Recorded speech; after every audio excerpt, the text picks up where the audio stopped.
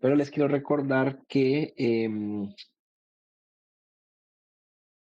les quiero recordar em, que lo que dicen las diapositivas no necesariamente refleja lo que yo estoy diciendo. Entonces, si ustedes me quieren, o sea, si no tomen la foto de la diapositiva, sino que más bien presten atención, o si me están grabando, presten atención a lo que yo estoy diciendo y no estrictamente a,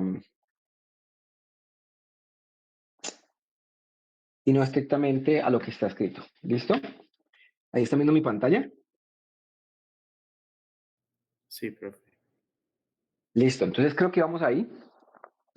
Eh, yo les había contado pues que el absceso hepático es la presencia de una colección de un líquido purulento en el parénquima hepático, ¿cierto? Y pues aquí estamos hablando de números, pero me acuerdo que habíamos quedado en que los que ya vieron colangitis, en que puede generar una colangitis ascendente, es decir, a través de la tríada portal que nosotros hemos visto, digamos que los microorganismos, el líquido purulento, la bacteria, pueden bajar a través de los canalículos y también infectar la vía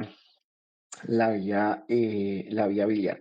Sin embargo, esta enfermedad es del parénquima hepático, ¿listo? O sea, del hepatocito y sus alrededores.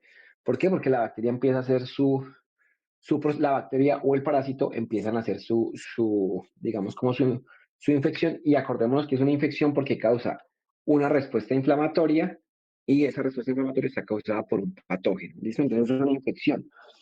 Eh, También para recordarles que en Colombia, o sea, digamos que nuestro número no es como el que dice ahí que es 2.3 casos por 100.000. Tampoco somos 275 como en Taiwán, pero nuestro número sí es elevado. Eh, Más o menos 50 por cada 100.000 habitantes. Y una cosa importante es que tenemos zonas donde es más común. Zonas donde el agua no es potable, donde el agua no es limpia, donde no hay una buena eh, educación o acceso a higiene.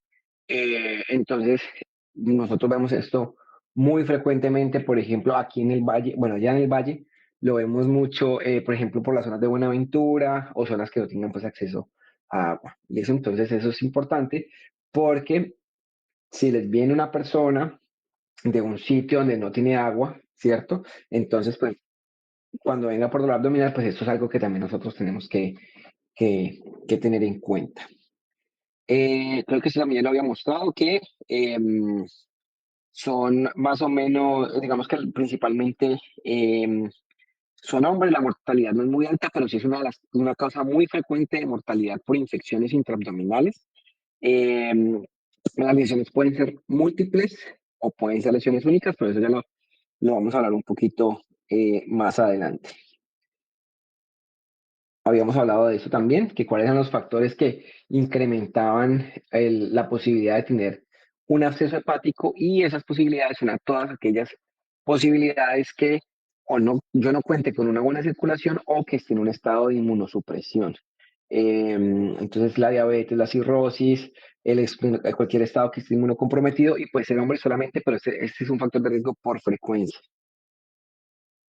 In- Incrementa la mortalidad, realmente es casi que lo mismo, hoy, perdón, casi que lo mismo, eh, pero una de las cosas más importantes es los polimicrobios, es decir, tener una infección por diferentes microorganismos.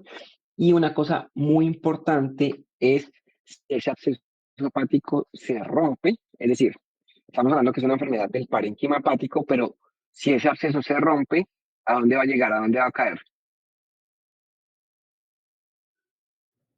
El peritoneo.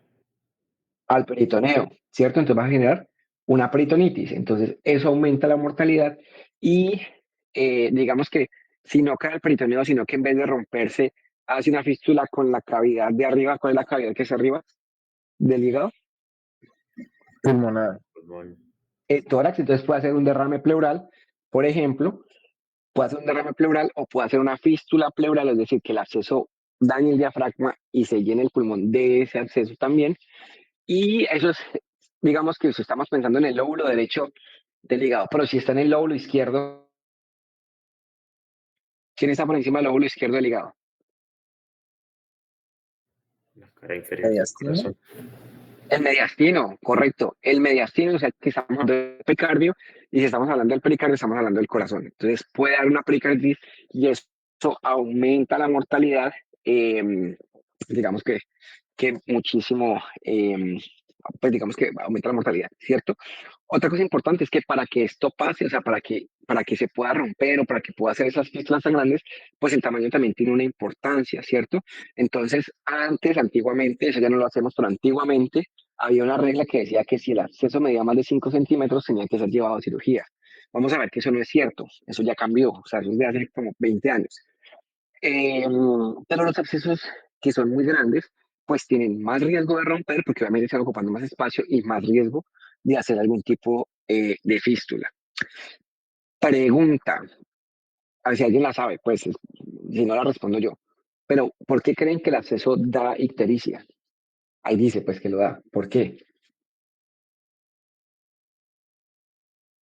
Porque en eso se está continuamente conjugando la bilirrubina y cuando hay daño, entonces se libera esa bilirrubina conjugada y aparte se acumula la no conjugada, entonces por eso se crea Claro, una muy bien, icteria. correcto.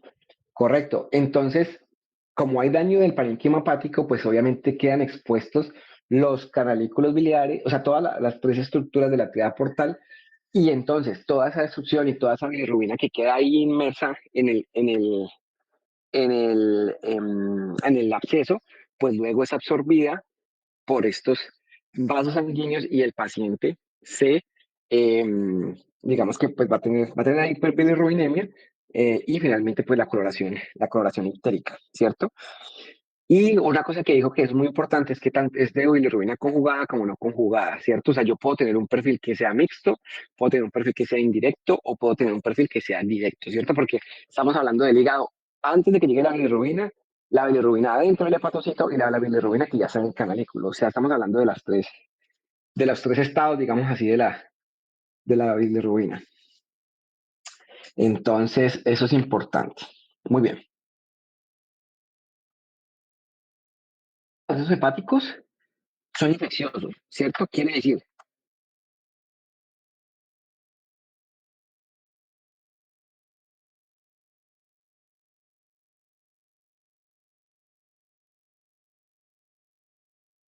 infeccioso más. Es decir, o sea, a mí me puede dar un absceso porque yo tengo parásitos, ¿cierto?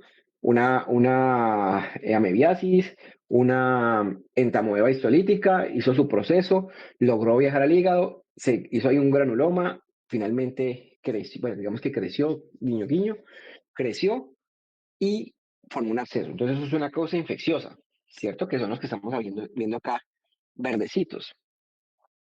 O, por ejemplo, eh, si tengo un proceso infeccioso, como decir una apendicitis, eh, ¿quién recoge la sangre del apéndice?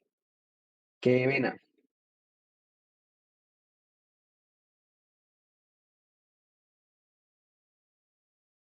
Cualquiera.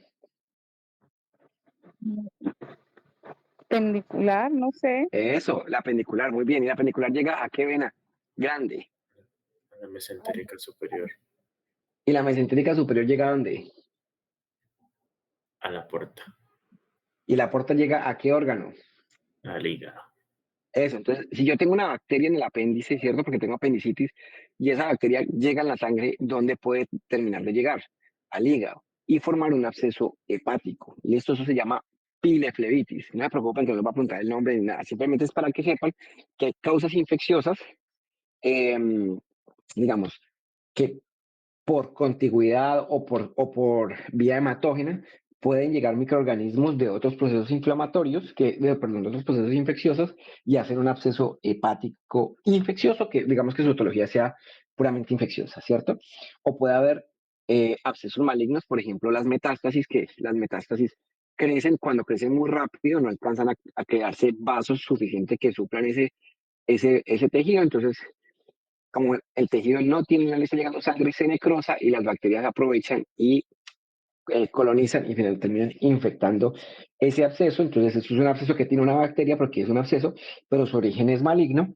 O, por ejemplo, los abscesos que dicen ahí que son los abscesos iatrogénicos, y es que yo, por ejemplo, hice alguna, dejé, em, los que han entrado a cirugía conmigo, por ejemplo, que ven que uno coloca un clip para tapar el cístico, que por alguna razón ese clip se infecte o que por el CEPRE, por la CEPRE se deje un stent o se deje cualquier instrumento y ese instrumento se infecte, pues finalmente puede terminar haciendo un absceso hepático que sigue siendo un absceso, o sea, un origen, o sea, un origen no, que sigue teniendo un microorganismo por lo que lo hace infeccioso, pero su origen no es que sea infeccioso, sino que es iatrogénico. Entonces, aunque todos tienen un microorganismo detrás, pues puede tener diferentes causas, em, eh, diferente al microorganismo, sino que la causa por la cual se formó el absceso. ¿Listo? Entonces, miren justamente lo que nosotros estamos viendo. Lo que ustedes ven aquí como, digamos, dibujado, que si ustedes ven, cada tubito verde tiene su tubito rojo y su tubito azul. Es decir, cada vez van acompañadas. La triada portal va arteria, vena y canalícula, ¿cierto? Que es diferente a las venas hepáticas que nosotros estamos viendo arriba, ¿cierto? Entonces, ¿cómo se puede dar un absceso hepático? ¿Cierto? Entonces puede ser por bacteriemia, digamos, por la arteria le lleva la sangre al hígado y le mete la bacteria de alguna manera, puede ser por vía portal, es decir, alguna infección que ya sea dentro del abdomen, que haya sido recogida también por vía hematógena por la porta, y finalmente generar el absceso o por vía biliar, ¿cierto? Digamos que si yo tengo lo que hemos visto, lo que han visto conmigo, que es la colangitis ascendente, ¿cierto? Así, yo les he dicho a todos, así como se infecta el colédoco, así se va a infectar el conducto hepático común, el conducto hepático derecho, el conducto hepático izquierdo, y finalmente puede haber depósitos en uno de esos canalículos que, digamos, invada o infecte el parénquima hepático y hacer un absceso hepático. ¿Listo? Entonces, entendiendo eso, entonces resulta que es históricamente o tradicional se ha dividido el acceso hepático en dos grandes causas microbiológicas. No las causas que acabamos de ver de la vía de diseminación o de las causas que si es diatrogénico, infeccioso o maligno, sino que estas causas son cuál es el origen microbiológico. ¿Listo? Para aclararles, independientemente de la causa microbiológica, el tratamiento es igual. O sea, paciente que llegue con un absceso hepático debe recibir igual tratamiento, pero ya lo vamos a ir viendo. ¿Listo? Entonces, el absceso hepático mediano, ¿cierto? Es la causa más común o la manifestación más común intraintestinal de la entamoeba histolítica, ¿cierto? Más o menos afecta el 10% de la población. Acuérdense que en Colombia probablemente sea un poco más alto y es una de las causas más frecuentes por parasitosis en el mundo. O sea, la gente realmente muere por esto. No todos los pacientes con amiloidosis lo van a hacer, solamente entre el 3 al 7%. Es decir, que ustedes o yo tengamos ameba no quiere decir que nos vaya a tener que dar obligatoriamente un absceso hepático, sino que hay otras causas que eran las que estábamos nombrando antes, que si diabetes, que si enfermedad autoinmune, que si alguna inmunodeficiencia, eh, cirrosis. Entonces, todo esto, pues digamos que tiene una relación. Uy. Entonces, efectivamente, es básicamente el ciclo por allí que ustedes acaban de ver hace poquito de infecciosas, el ciclo del parásito, mala higiene, no me lavé bien las manos, digamos que sería como una contaminación orofecal, pero está asociado principalmente eh, a mala higiene, uy, perdón, a mala higiene. ¿Listo? Entonces, eh, específicamente la mediano, la entrada es digamos, por el sistema portal, es decir,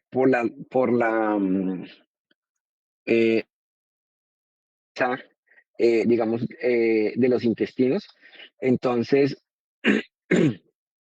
Esa es la principal causa, pero también puede ser por extensión directa, perdón, o por diseminación linfática. Una cosa aquí para aclarar, acuérdense que el sistema linfático es como un sistema venoso secundario, ¿cierto? Él lleva linfa, pero él funciona como un sistema venoso secundario y de todas maneras, em,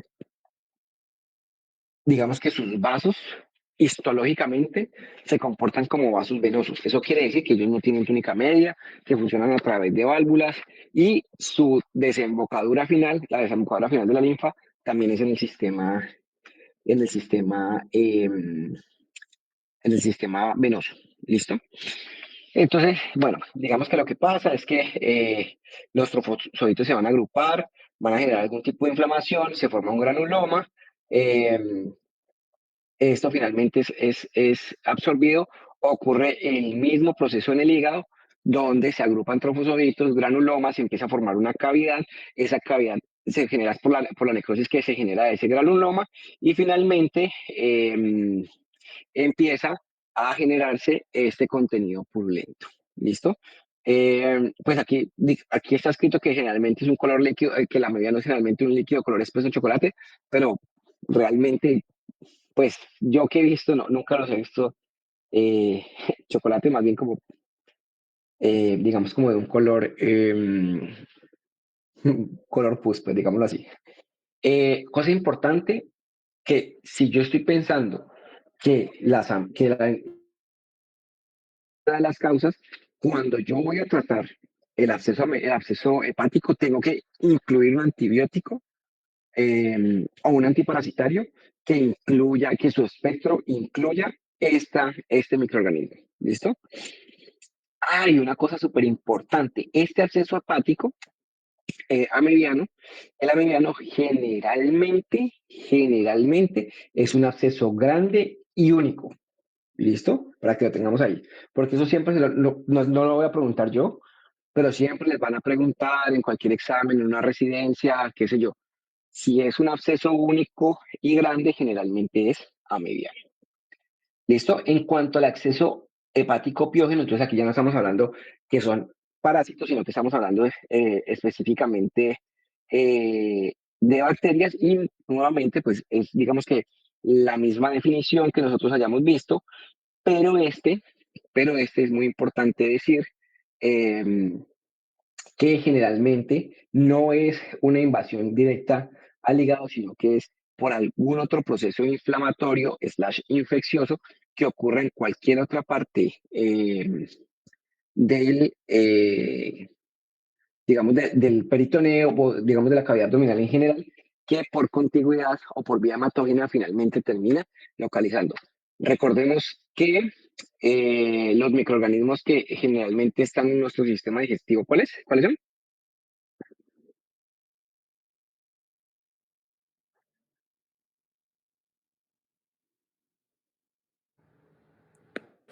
Anaerobios. Y Gran negativos. gram negativos, ¿cierto? Entonces, siempre, pues digamos que eso es para apendicitis, colecistitis, diverticulitis, o sea, todas las enfermedades infecciosas del abdomen, es decir, no del abdomen, bueno, del abdomen sí, porque las urinarias también, todas las que ustedes piensen que sean intraabdominales, anaerobios, ¿listo? Eh, A diferencia del absceso amibiano, el absceso hepático piógeno generalmente son múltiples lesiones, ¿cierto? Múltiples lesiones pequeñas, ¿cierto? Y como siempre estamos pensando que este es generalmente secundario a otros procesos, digamos, infecciosos del abdomen, entonces es por esto que sus lesiones, digamos que van a estar en diferentes partes, porque la porta dentro de la tríada portal cuando sube al hígado tiene diferentes ramificaciones, ¿cierto? Y a diferencia de la mediana donde los trofocitos empiezan a hacer una inflamación, una necrosis, una liquefacción, una cavidad, aquí lo que hacen es diferentes puntos de todas las tríadas portales pues, que hay digamos, de cortes diferentes de la tríada portal que hay en el hígado, es empezar a colonizar y hacer esta invasión y finalmente estas pequeñas colecciones. Y aquí otro punto importante para aclarar, ¿cierto? Dijimos, en general, los abscesos a mediano son únicos y grandes. Y en general, los abscesos piógenos son pequeños y múltiples, ¿cierto? Pero puede ocurrir que si el sistema inmune del paciente es eficiente, pueda atacar parcialmente este absceso a mediano único y el absceso termine, digamos, partido en varias partes, ¿cierto? Sigue siendo un absceso a mediano, pero tiene diferentes puntos, no una lesión única. Y puede ser que estas lesiones únicas de los abscesos piógenos se vuelvan a ser tan grandes que se combinen y formen una gran lesión. Entonces, puede ser un absceso piógeno de con una gran lesión, ¿cierto? Entonces, importante de que, aunque sí es cierto, y si alguna vez se los preguntan en cualquiera, un absceso único generalmente es a mediano y varios abscesos generalmente es piógeno, hasta no tener un cultivo, puede ser cualquiera de las dos etiologías. Y si eso es así, entonces yo tengo que pensar que si tengo las dos etiologías, pues tengo que cubrir las dos etiologías. ¿Listo? Porque eso lo vamos a ver un poquito más adelante. Eso es sobre incidencia, pero pues no, esto no me interesa tanto que lo vean. Entonces, miren que el absceso hepático, perdón, miren que el absceso hepático piógeno finalmente termina siendo una respuesta secundaria a otro proceso infeccioso. Eso también para dejarles el mensaje que si yo llego a tener un absceso hepático piógeno, yo tengo que buscar otra causa. No quiere decir que siempre tenga que haberlo, pero yo tengo que buscar que no haya otra causa, porque de lo contrario, ¿de dónde están saliendo esas bacterias? Si en teoría mis canalículos biliares son estériles, mi arteria es estéril y mi vena es estéril, ¿cierto? Y esto tiene mucha relación porque si ustedes se acuerdan, o los que han visto, porque creo que hay un grupo con el que todavía he visto colangitis, pero los que hemos visto coledocolitiasis y colangitis, nosotros hablamos de colangitis ascendente. Entonces, lo que les estaba nombrando justamente ahorita, si yo tengo colangitis ascendente, a través de la teba portal puedo hacer pues el absceso piógeno. Las neoplasias, la inmunosupresión, el deterioro nutricional, la colangitis, muy común, por ejemplo, cuando los pacientes tienen coledocolitiasis, que en las imágenes, las que sea que le hagan, por ejemplo, la colangioresonancia, van a mostrar microabscesos o abscesos múltiples secundarios. ¿Listo? Bueno.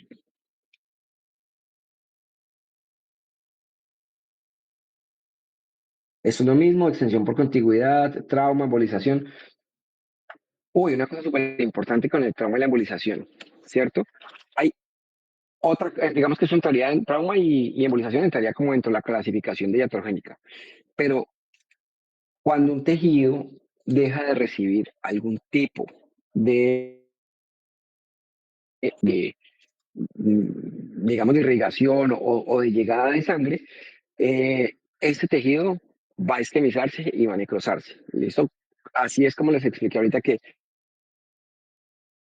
cuando crecen muy rápido y no alcanzan a generarse nuevos vasos sanguíneos, pues el tejido no va a tener irrigación.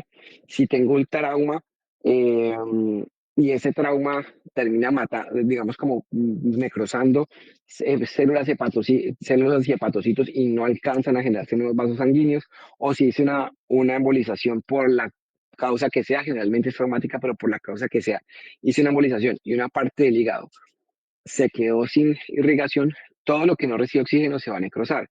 Y si se necrosa cerca del sistema digestivo, va a colonizarse y va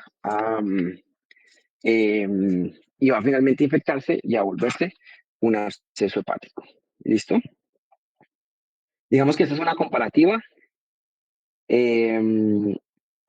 entre una y otra. Probablemente la primera imagen no sea muy buena, sino más bien la segunda. No le presten atención a lo que dice ahí diagnóstico, pero bueno, diferencias entre uno y otro en cuanto al diagnóstico o al manejo, no hay, ¿cierto? Pues vamos a ver que en cuanto al cubrimiento microbiano, sí. Pero digamos que cuando llega el paciente a urgencias, no hay una diferencia en diagnóstico. Si usted encuentra un absceso hepático, pues no va a pasar nada. Usted no va a decir es a mediano o es piógeno hasta que no tenga el cultivo. ¿Listo? ¿Cómo le va a llegar a usted el paciente a urgencias? Dolor de barriga, dolor abdominal. Ese dolor abdominal va a ser muy similar, digamos, en cuanto a localización, al cólico biliar. Lo que pasa es que este dolor no es cólico, ¿cierto? Este dolor generalmente es un dolor opresivo o un dolor de difícil caracterización que se localiza en el hipocondrio derecho, que puede o no puede estar acompañado de ictericia, que va a estar acompañado de fiebre, que va a estar acompañado de sudoración, que no tiene nada que lo atenúe, que no tiene nada que lo agrave, que generalmente está asociado a personas con una inmunodeficiencia o con una mala higiene, no porque sea elección propia, sino por las condiciones en las que viven. Y pues con eso, pues usted debe pensar que hay un problema en el abdomen. ¿Listo?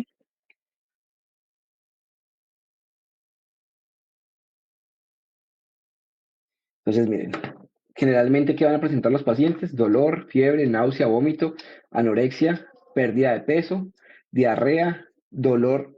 Bueno, esto de tos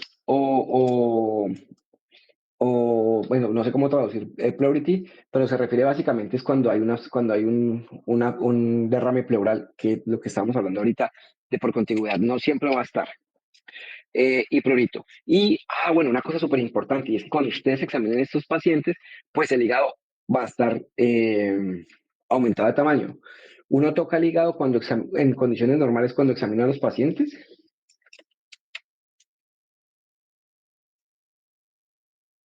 ¿Sí o no? En condiciones normales. Normalmente no. No.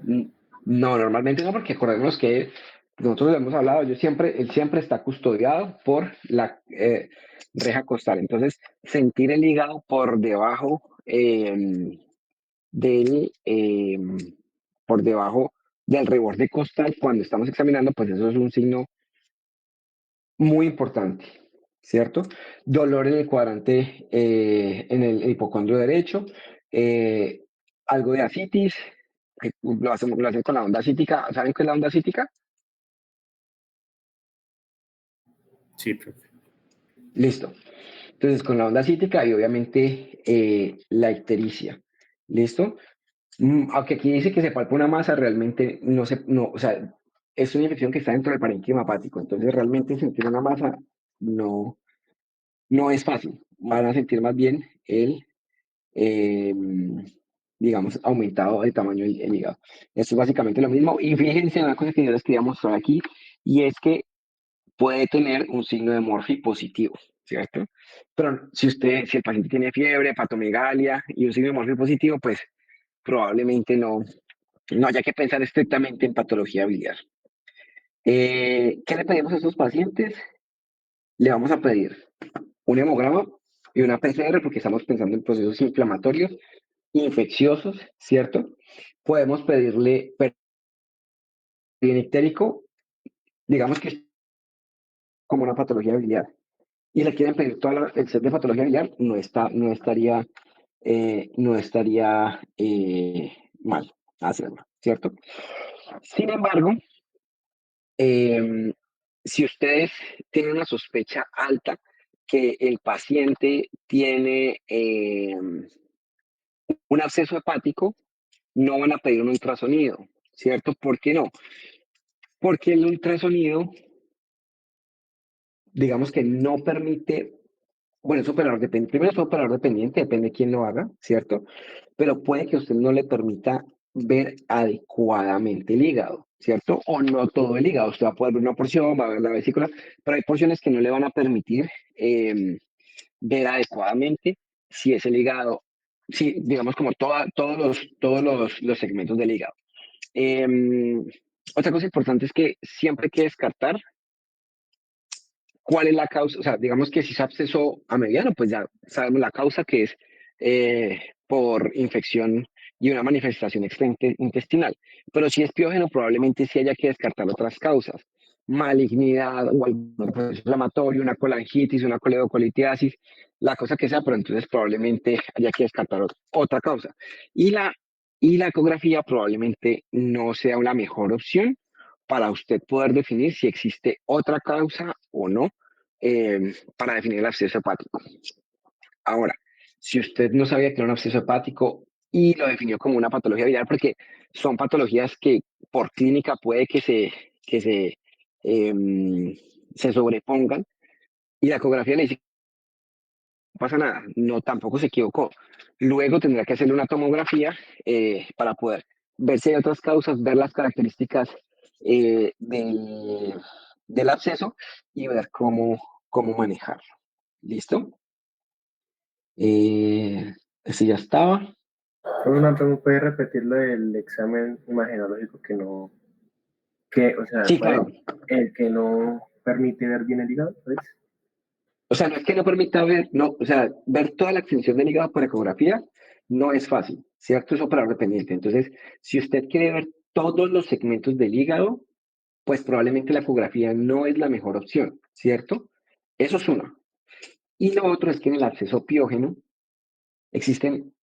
puede existir una causa secundaria, ¿cierto? Entonces puede ser una colangitis, puede ser una apendicitis, puede ser una diverticulitis, puede que tenga otra causa secundaria y la ecografía no le va a permitir ver generalmente la ecografía no le va a permitir ver esa segunda causa secundaria, esa causa em, que es la que está generando el absceso hepático.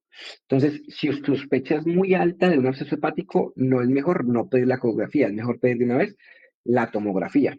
Pero les estaba diciendo que si usted se equivocó y eligió la patología biliar porque se le acercó más, porque no estaba seguro, tampoco una ecografía de hígado y vías biliares tampoco es una mala decisión, ¿cierto? Probablemente luego tenga que tomarle la tomografía, pero haber hecho la ecografía tampoco pues lo condena o hizo una mala práctica o algo así. ¿Listo?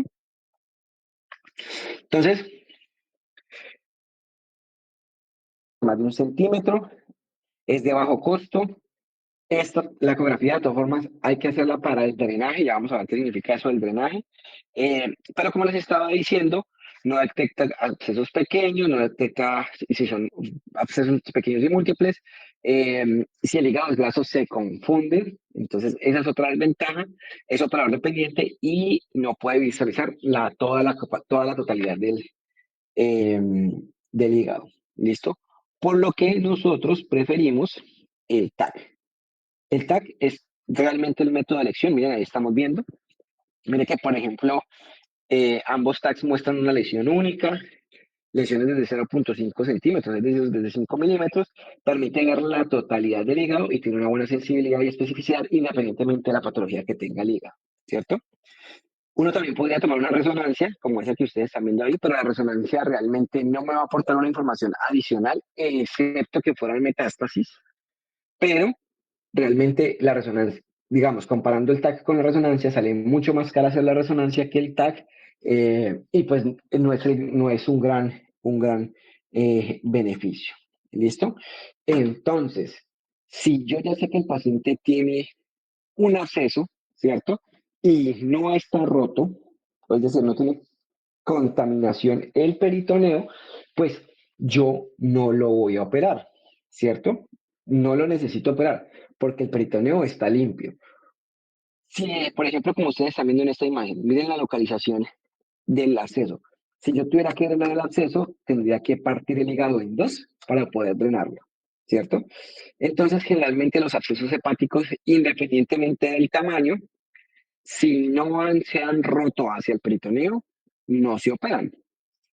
Entonces, lo primero que hay que hacer con esos pacientes es iniciarles manejo antimicrobiano.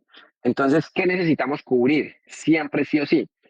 Gram negativos y anaerobios y además entamoeba histolítica, ¿cierto? Entonces dígame cualquiera, alguno, un esquema para los negativos anaerobios, cualquiera. Piperacilina más tazobactam. Listo, piperacilina tazobactam. La piperacilina tazobactam es muy buena para gram negativos y anaerobios, pero no cubre entamoeba histolítica. ¿Qué cubre entamoeba histolítica? El clavulánico, ¿no? ¿El qué? Estaba pensando, no sé, clavulín, algo así. Clavulín es Metronidazol. metronidazol y clavulín creo que es ampicilina sulbactam, si no me equivoco. O no, no, pero ay, se me olvida, clavulín es Amoxicilina. Amoxiclavulanato. eso. Es como la versión oral de todo. Esos cubren gram negativos anaerobios, sí, pero no me están cubriendo la entamoeba histolítica. Entonces necesito cubrirle, por ahí escuché metronidazol, que es correcto. Entonces, si ustedes eligen, por ejemplo, ampicilina sulbactam, listo, pero entonces va a ser ampicilina sulbactam más metronidazol. Piperacilina tazobactam más metronidazol, ¿cierto? Porque yo necesito cubrir ambas. Entonces, digamos que el diámetro de este absceso es 5 centímetros. ¿Por dónde llega el antibiótico? Al absceso.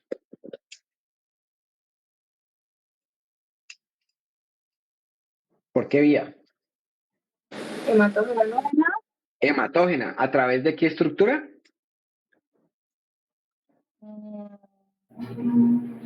La vena portal. ¿La vena? La vena.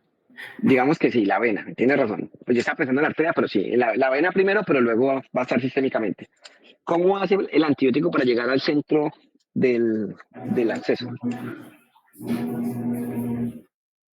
¿A través de qué vaso? Entonces la respuesta es de ninguno, porque no hay ningún vaso que llegue al centro del absceso, ¿cierto? Entonces, si bien es cierto que yo inicio manejo antibiótico, aparte de iniciar manejo antibiótico, necesito drenar los abscesos, ¿cierto? Generalmente abscesos menores de 3 centímetros, no hay necesidad de drenarlos porque el antibiótico es capaz de llegar al centro, digamos como al centro del absceso y poder eliminarlo. Pero eso dependerá del radiólogo que lo esté tratando. Para normalmente abscesos mayores de 3 centímetros, algunos lados también dicen mayores de 1 centímetro, sí hay que drenarlos. ¿Por qué? Porque por más antibiótico que usted tenga, ese antibiótico no va a llegar al centro del absceso porque no tiene un vaso para llegar a él. Entonces, independientemente del absceso que usted tenga, el tratamiento va a ser, bueno, entonces aquí hay un ejemplo bueno, aquí hay un ejemplo. Metronidazol, ceftriaxona, piptazo, metronidazol, ciprofloxacino, metronidazol, levofloxacino. Aquí hay unos ejemplos. Ertapenem, metronidazol. Bueno, pero el tratamiento real que hay que hacer es este, que es el del drenaje percutáneo. ¿Listo? ¿Cómo así que el drenaje percutáneo? Así como habíamos nosotros hablado de una derivación, perdón, de todo lo que sea percutáneo de la derivación transparenopática o de lo que hemos hablado nosotros de la colecistostomía percutánea, que todo lo hace un radiólogo a través de una ecografía, aquí es exactamente lo mismo. El radiólogo, ahí sí, con la ecografía, dirigiendo, ya habiendo tomado el TAC y sabiendo las características del, del absceso, con el ecógrafo va no a buscar el hígado, sino a buscar el absceso. Entonces, una vez lo encuentre, va a posicionar, vamos a ver si ustedes no lo ven aquí, pero esta cosita verde con todos esos instrumentos está hecho para dejar un catéter, no sé cómo explicarles. El catéter se llama pigtail, yo creo que alguno lo habrá escuchado. Se llama pigtail porque pigtail en español significa cola de cerdo. Y las colas del cerdo, pues siempre la han dibujado en los cómics como un resortico, ¿cierto? Entonces resulta que ellos lo que hacen es que funcionan con una de esas agujas, funcionan y llegan al absceso, sacan muestras, como las que ustedes están viendo aquí en la imagen de la derecha, sacan muestras para llevar a cultivo y dejan este catéter que se llama pigtail ahí, sino que no les puedo dibujar. Ese catéter queda ahí y va a continuar drenando. ¿Por qué? Porque todavía hay bacteria atrapada ahí, todavía digamos que va a haber inflamación, va a haber agua, va a haber bilis, entonces es para irla, digamos, para irla sacando y que no se vuelva em, a, que no se vuelva digamos, como a llenar, perdón, que no se vuelva a llenar de pus. ¿Listo? Este drenaje tiene una tasa de éxito entre el 80, realmente es más alta, no es el 80 al 80%, es como el 92%, ¿cierto? El paciente en las siguientes 48 horas, después de recibir antibiótico y después de realizar el drenaje, debe mejorar clínicamente. Quiere decir, clínica y paraclínicamente. Clínicamente es que ya no va a tener fiebre, ya no va a tener escalofríos, su frecuencia cardíaca, que generalmente va a estar elevada como parte de la respuesta inflamatoria, va a volver a una condición normal, ¿cierto? El drenaje que queda puesto va a dejar de ser purulento a ser biliar. Tiene que ser biliar porque, pues, obviamente ahí todavía están los canalículos expuestos. Y cuando drene más o menos entre 50 o menos al día, o obviamente también dependiendo de la cavidad, se le quitará el catéter y se mandará para la casa cuando termine entre 7 a 14 días del manejo antibiótico, ¿cierto? Si el cultivo dice que son en tamueva histolítica, pues le dejo solo el metronidazol. Si encuentra bacterias, le dejo solamente el pictazo, la ampicilina, la alchipro, la levo, lo que le hayan puesto. Y si dice que es mixta, que puede pasar, le dejo ambos medicamentos nuevamente por 7 a 14 días, de acuerdo a cómo se comporte el paciente, ¿cierto? Si el paciente llega a ser derrame pleural o fístula pleural, pues hay que operar el tórax y sacar ese pus de ahí, ¿cierto? Si lo haces al pericardio, hay que operar y sacar ese pus de ahí, ¿cierto? Y si lo hace al peritoneo, pues hay que operar y sacar ese pus de ahí, ¿listo? Lo importante es intentar darle un tratamiento rápido antes de que genere algún tipo de ruptura, ¿cierto? ¿Qué es lo triste? Pues que estos pacientes generalmente viven en zonas muy alejadas antes de tener oportunidad de diagnóstica y cuando llegan pues ya están algo comprometidos. Pero yo creo que eso es una patología frecuente en el San Juan. El año pasado, hace 2 años, llegaba bastante. Preguntas que tengan de este tema. Profe, ahorita usted dijo, ¿cuándo es que se debe retirar el catéter?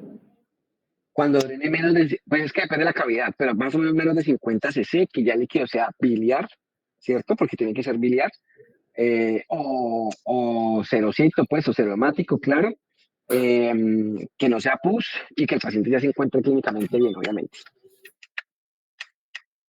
Gracias, profe.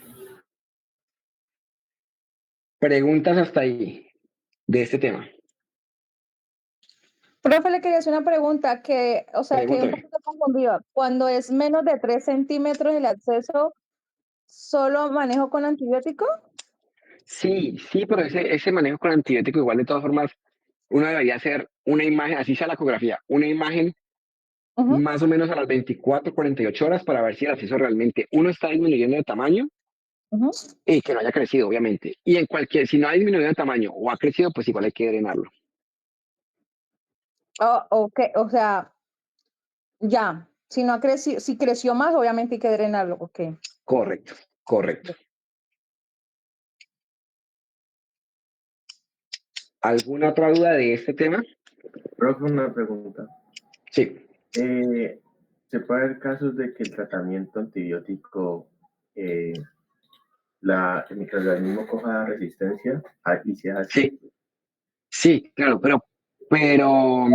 digamos que cuando usted toma el cultivo, por eso es muy importante hacer el drenaje, porque cuando usted toma el cultivo, aparte de decirle qué antibiótico, perdón, qué microorganismo es, le dice, usted puede saber el perfil de resistencia. Porque, por ejemplo, usted le empezó ampicilina sulbactam, pero si él sale resistente, pues entonces usted solo se sube a piptazo o se sube a meropenem o huertapenem, ¿cierto? Entonces, por eso es importante, o sea, casi que siempre estaría, excepto pues por el tamaño, casi siempre está indicada el drenaje y llevar a cultivo lo que se tenga ahí. Ok. ¿Alguna otra pregunta?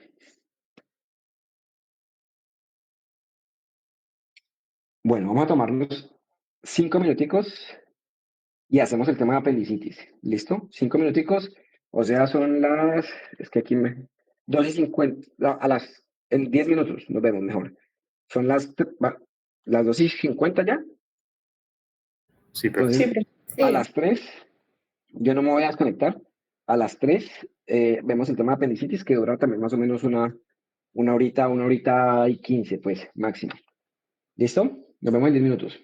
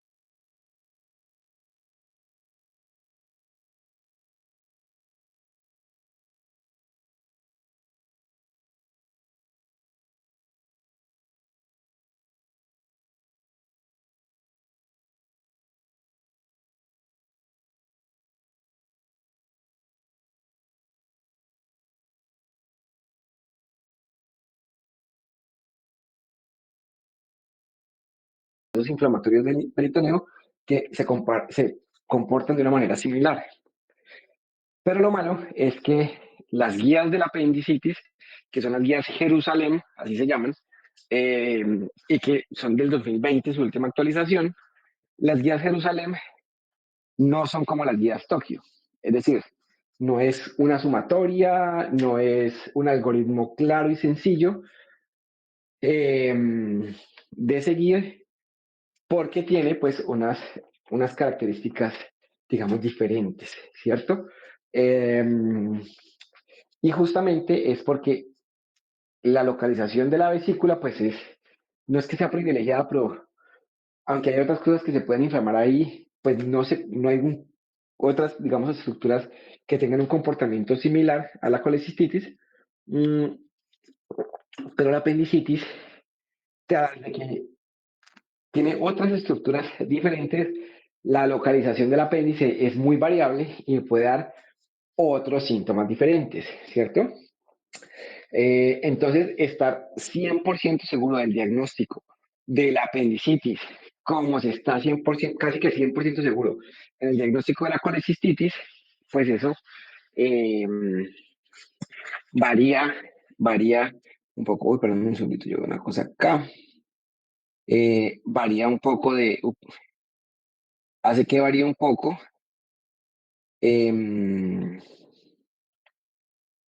Y que sea un poco más complicado, no, sí está bien, y que sea un poco más complicado de tratar, o de entender, no de tratar, sino de entender su tratamiento, ¿listo? Porque esa es una patología que al primer médico que debe alertar es al médico general, es decir, a ustedes, a los médicos que estén en urgencias. Nosotros solamente seremos llamados, los cirujanos, cuando ustedes tengan la sospecha. Ya nosotros haremos el diagnóstico y nos equivocaremos o no nos equivocaremos si era apendicitis o no. Eh, pero este primer llamado o esa primera sospecha dependerá de ustedes y no es tan sencilla como lo es en la colecistitis, ¿cierto? Entonces, en la epidemiología, eso digamos que ya son números, 8% de habitantes en los países occidentales, una edad de aparición temprana entre la segunda y la tercera década, es decir, entre los 10 y los 30, pero tienen otro pico. Aparte de eso, tiene un pico de trabajo en los 19 años, pero además tienen un pico cuando son ancianos, más o menos hacia los 60 años, donde aparece, ¿cierto? Un poquito más frecuente en hombres que en mujeres y se asocia a dieta refinada, baja fibra, una formación de materia fecal dura, es decir, no consumo de agua, no consumo de fibra y apendicolito. Ya eso lo vamos a ver. Lito pues viene de cálculo o de piedra y apéndice pues pues el apéndice, ¿no? O sea, sería como un cálculo en el apéndice, para que me lo entiendan. La apendicitis perforada es la causa quirúrgica, digamos, la primera causa de muerte en de cirugía general. ¿Listo? Y digamos que la mortalidad es mayor que la apendicectomía. Es decir, si yo no estoy seguro, yo prefiero hacer una apendicectomía, así el apéndice no y prefiero equivocarme diciendo que el apéndice estaba bien, a equivocarme diciendo, o sea, a encontrar el apéndice bien, a equivocarme en decir que el apéndice está bien y el paciente se muere de una peritonitis. Cierto que realmente es lo que ocurre. Lo que debería ocurrir es, yo tengo una sospecha, lo llevo a cirugía, el apéndice está bien, me disculpo y busco otra causa, ¿cierto? Pero el paciente está vivo.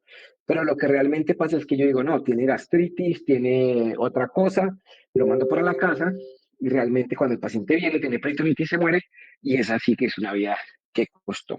¿Listo? El apéndice como tal, pues digamos que tiene un par de estructuras muy importantes que tienen que ver con la fisiopatología de la apendicitis, que son los tejidos MALT y los tejidos GALT, que son todos los tejidos asociados a mucosas o a intestinos.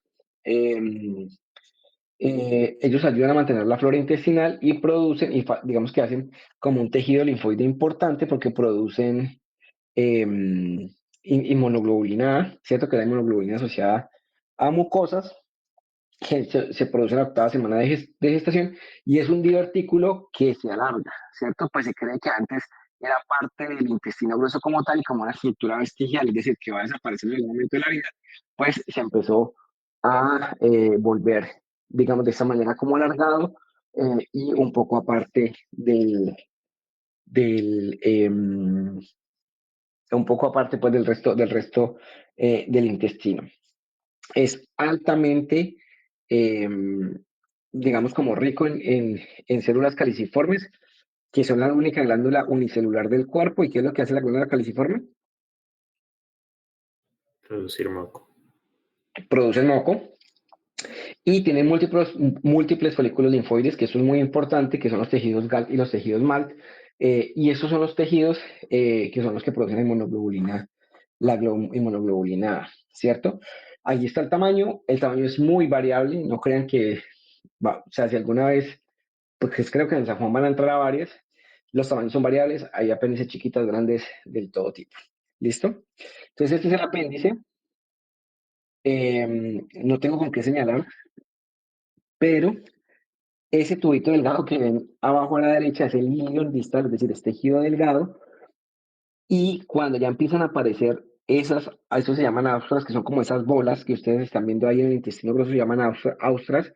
Entonces, esas austras ya indican el comienzo del intestino grueso y miren que hay una cintilla, ¿cierto? Tanto arriba del apéndice como hacia el lado izquierdo, que se llaman tenias, es parte del colon. El apéndice va a estar en la conjunción de las tenias. El apéndice está irrigado por una vez llega a la base del apéndice, va a dar todas estas pequeñas ramitas que van a llegar desde la base hasta la punta. Como todos los intestinos, todo intestino tiene su meso o su mesenterio. El apéndice también tiene su mesoapéndice y a través de ahí es que va su vena y va su arteria. ¿Listo? Eh, histológicamente hablando, las, el, el, el intestino, acuérdense que como la vesícula, todo el intestino va a tener las mismas 4 capas. Entonces, esa rosadita que ustedes ven en el centro, que es como más rosadita no morada, rosada, esa es la mucosa, ¿cierto? La que ven, digamos como la que está con rosadito con morado, rosadito claro, o sea que viene primero morado y luego rosadito claro, esa es la submucosa, y eso que ustedes están viendo morados son, son tejidos linfáticos, ¿no? Es lo que nosotros llamaríamos MALT o GALT, y lo que ustedes ven que ya está en la periferia, que son como 2 ruedas de un color un poquito más rojo, esa es la muscular propia, y después ven como una capita amarillita, blanquita, después de esos 2 anillos de músculo, y esa sería la sedosa. O sea, se comporta igual histológicamente que la vesícula biliar, ¿cierto? Y aunque su pared es mucho más gruesa, ella realmente a través de eso tiene que pasar todos los cuatro, tiene que tener todas las 4 capas y además todos los vasos sanguíneos que por ahí pasan, ¿cierto? Entonces, cuando hablamos de procesos de apendicitis, quiere decir que es un proceso inflamatorio o infeccioso que puede ocurrir en cualquiera de las partes. Generalmente ocurre en la base, o sea, aquí. Si ocurre en la base, pues toda la apéndice se va a afectar. O puede que ocurra en otros lugares, como por ejemplo aquí, acá. No es que ocurra aquí en la punta, no, sino que está ocurriendo aquí, casi que entre el tercio proximal y el tercio distal del apéndice. ¿Listo? O puedo tener un proceso que simplemente sea en la punta.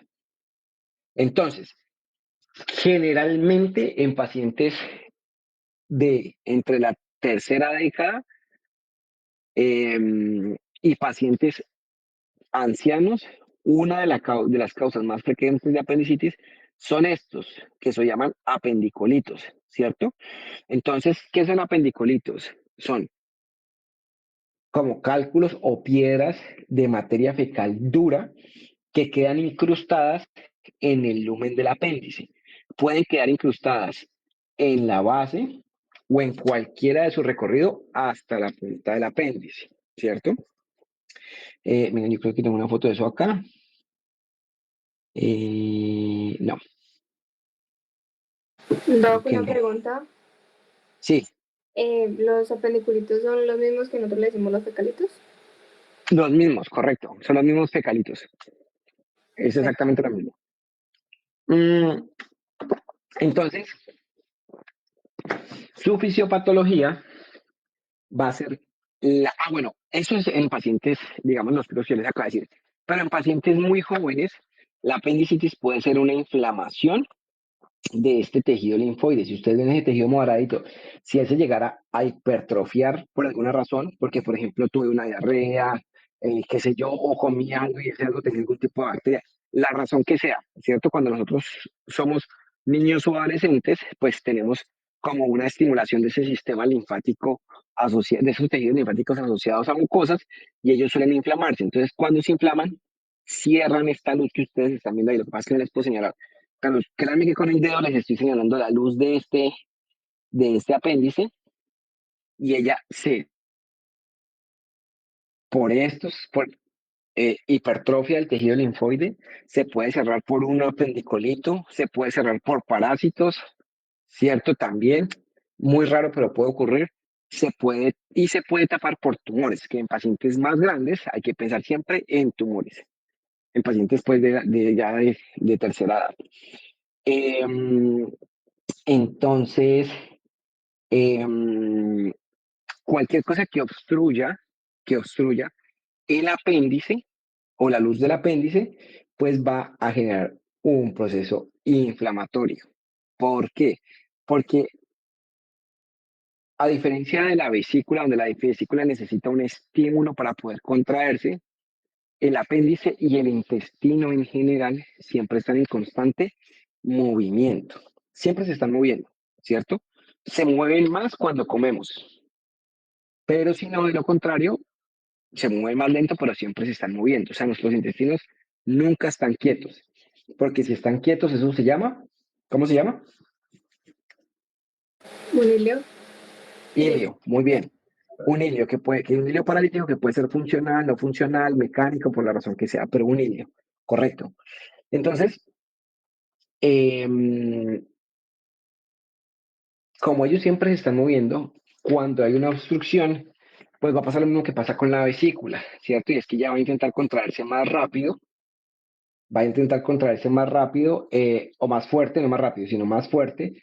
El músculo se va a hipertrofiar, pierdo la vena, y si pierdo la vena, va a entrar sangre, pero no va a salir. Em, si no sale, entonces pues el tejido se edematicia y ahí arranca la apendicitis aguda en su fase edematosa. Em, si esta fase, digamos que como estamos aquí, si ya tenemos la bacteria al lado, las uniones celulares se hacen más grandes, se coloniza el tejido y finalmente se infecta y empieza a aparecer pus. Entonces esta fase se va a llamar supurativa o fibrinopurulenta, ¿cierto? Se sigue engrosando la pared del apéndice, perdemos la arteria, isquemia, necrosis, y entonces esta se va a llamar apendicitis gangrenosa y finalmente se va a perforar y va a generar una apendicitis perforada, ¿sí?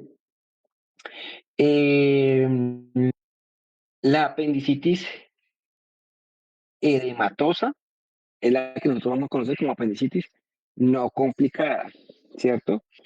Y hay unos que dicen que la fibrinopurulenta tampoco es complicada, pero ya cuando hay necrosis o líquido o peritonitis local, es decir, líquido purulento, ya en la cavidad, así sea solamente ahí al lado del apéndice, entonces eso ya se va a llamar apendicitis complicada, ¿cierto? Eso lo vamos a retomar, yo se lo vuelvo a repetir al final de la clase porque tiene una connotación importante, es en el manejo antibiótico. Em, Aquí ustedes ven en esta imagen que hay unos tiempos, ¿cierto? Entonces, resulta que estos tiempos no son tan ciertos, por eso es que no me gusta que ustedes tomen fotos a la diapositiva. Entonces, repito, estos tiempos no son tan ciertos. Hay personas que se demoran 3 días en hacer una fibrina purulenta y hay personas que se demoran 3 horas, bueno, 3 horas no, por ahí unas 6, 8 horas en hacer una perforada, ¿cierto? Lo que sí es cierto es que es una bomba de tiempo. Y el Alicia de estos pacientes, yo vamos a ver si tengo una diapositiva de eso acá.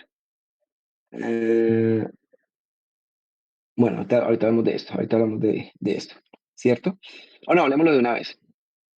¿Cómo es el Alicia de estos pacientes, cierto? El Alicia de estos pacientes generalmente, que ya les voy a explicar, que generalmente aparece es ¿en dónde? Bueno, la verdad que no les voy a preguntar. Entonces aparece en epigastrio y migra, ojo, aparece en el epigastrio arriba y sufre una migración del dolor a la fosa ilíaca derecha. Un dolor en el mesogastrio y migra. Ese es el dolor, ¿cierto? Esa es la localización, perdón. Es un dolor que no tiene un desencadenante, o sea, no aparece porque yo esté haciendo alguna cosa o esté haciendo otra, ¿cierto?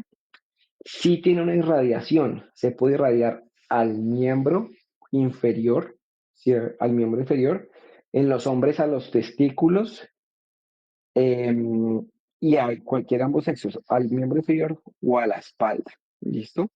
Entonces, un dolor migratorio, que eso es muy importante, del acá derecha, sin ningún tipo, no tiene ningún desencadenante, irradiación pierna, espalda y testículos o escroto. eh, es de características de tipo cólico, ya sabemos por qué, porque el músculo intenta contraerse, se relaja, se contrae, se relaja, se contrae, se relaja. La intensidad es alta y no tiene agravantes, mentira, perdón, sí tiene agravantes y son algunas posiciones. Todo lo que coloque en contacto el apéndice con o mueva la capa, perdón, la capa parietal del peritoneo, ¿cierto? Los que ya vemos sin la irritación peritoneal, dijimos que em, cuando el peritoneo visceral toca el peritoneo parietal y digamos que lo estimula por la inflamación que tiene el órgano, ahí se genera dolor. Entonces, todas las posiciones que acerquen el apéndice o muevan el apéndice contra esa superficie parietal van a generar dolor y todas las que lo alejen generalmente van a ser, van a protegerlo del dolor. Entonces, ¿cuáles generalmente son las posiciones que empeoran ese dolor? Todas las posiciones que sean de extensión, es decir, donde yo extienda la espalda, porque el abdomen digamos que queda más plano, mientras que las posiciones como la posición fetal son las posiciones que generan menos dolor porque digamos como que encapsulan un poco más las digamos, las estructuras que están adentro y tienen menos contacto con la capa parietal del peritoneo. ¿Listo? ¿A qué se asocia? O sea, independientemente de los agravantes, uno de los más importantes, la anorexia. ¿Qué es anorexia?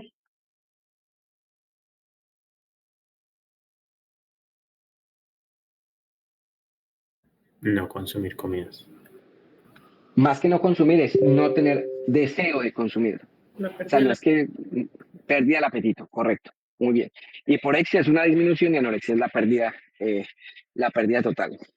Se asocia a fiebre, se asocia a ileo, ¿cierto? Porque todos los procesos inflamatorios, eso lo vamos a ver cuando veamos pancreatitis, hacen ileo, se puede asociar a diarrea y a hematuria. ¿Por qué hematuria? Porque ¿quién está detrás del apéndice y detrás del ciego? ¿Quién está debajo, perdón? La vejiga. No. ¿Cómo, profe? ¿Quién está debajo del apéndice y del colon? Debajo, o sea, si yo estoy acostado boca arriba, ¿qué hay debajo?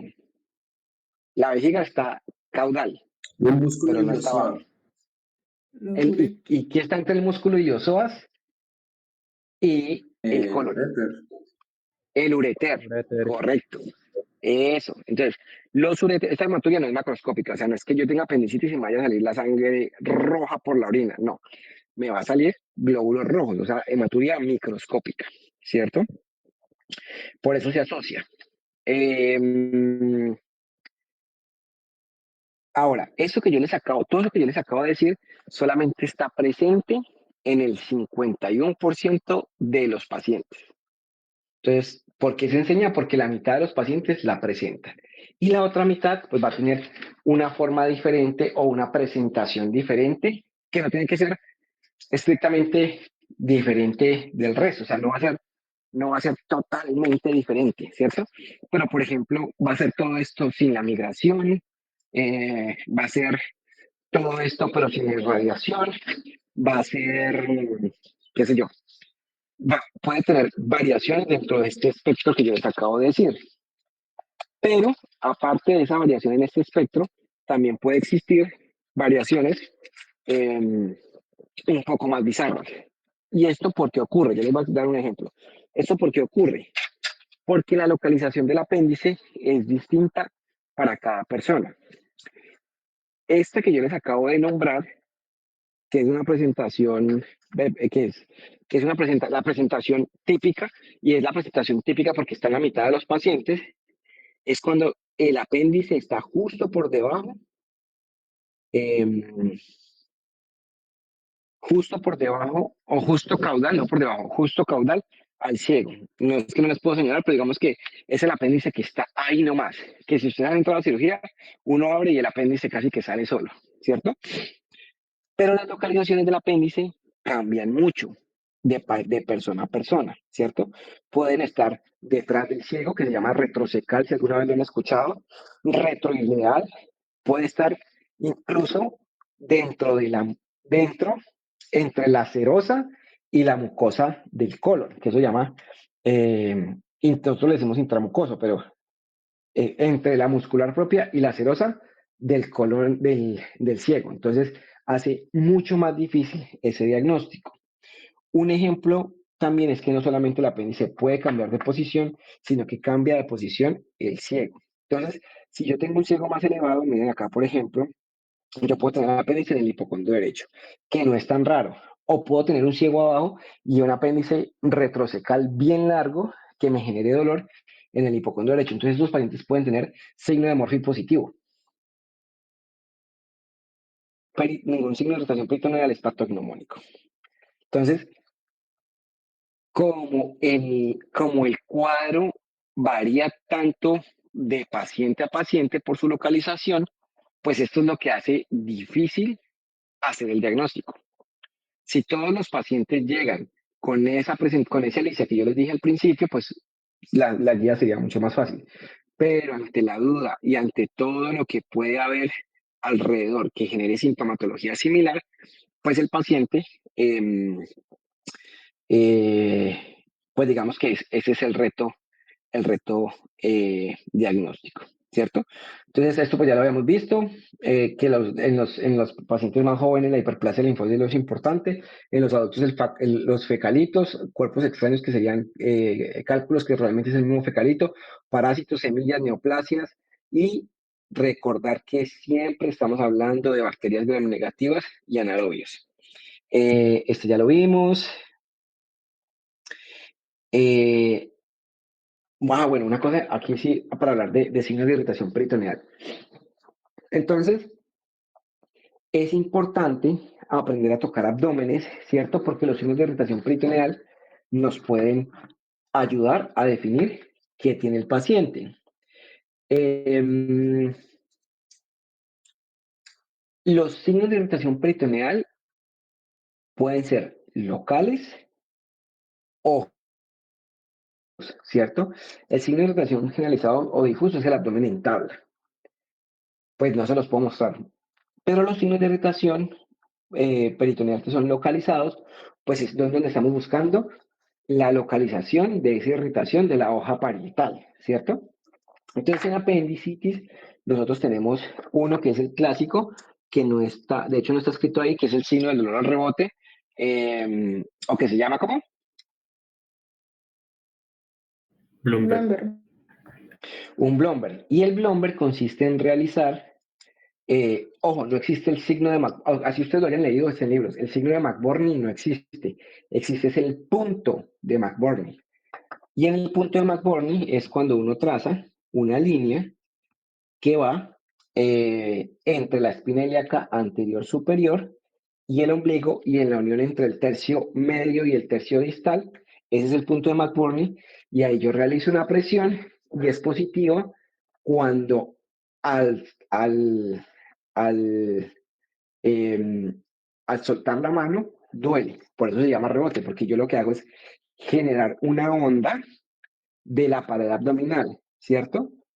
La pared abdominal, recuerden que nosotros tenemos en este punto, tendríamos piel, grasa, ¿cierto? Fascia de Scamper y escarpa, más grasa, y empiezan los de la pared abdominal, que dependiendo de dónde sean, pueden ser los rectos abdominales o los músculos laterales, que son el oblicuo externo, el oblicuo interno, el transverso, después viene una fascia y después viene el peritoneo en su hoja parietal.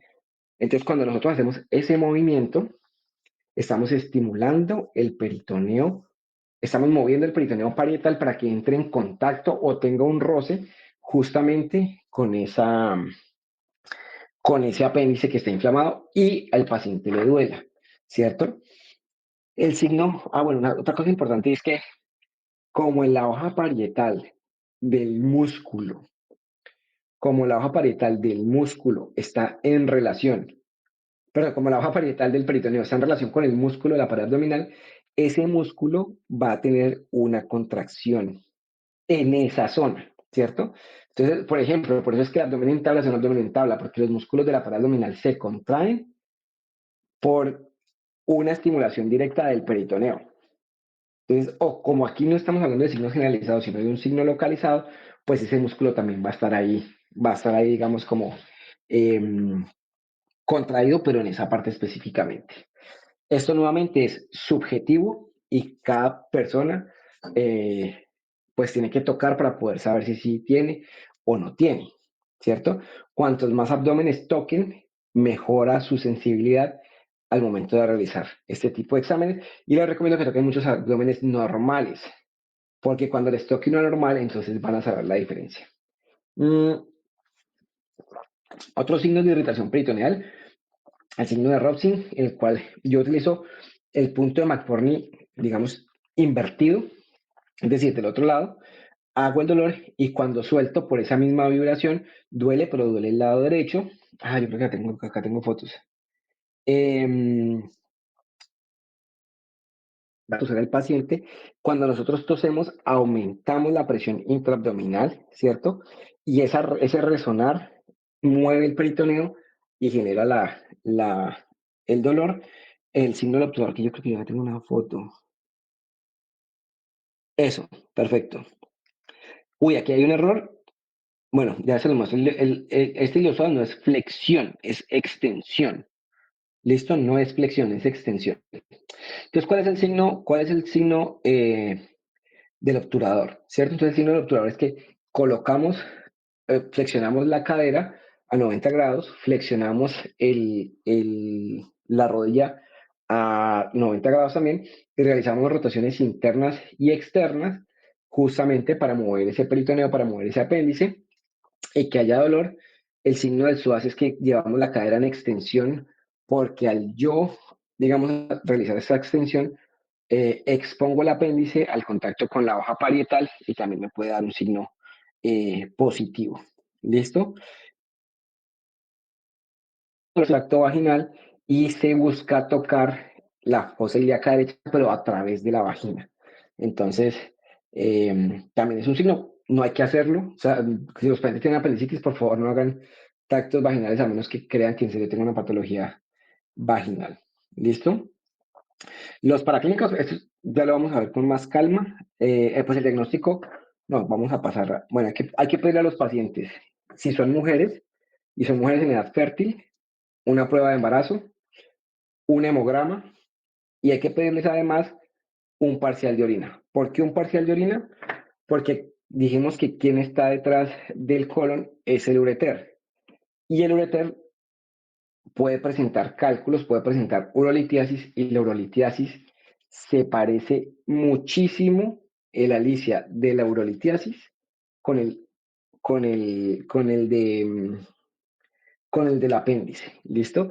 Y, ojo, ya dijimos que la hematuria no es un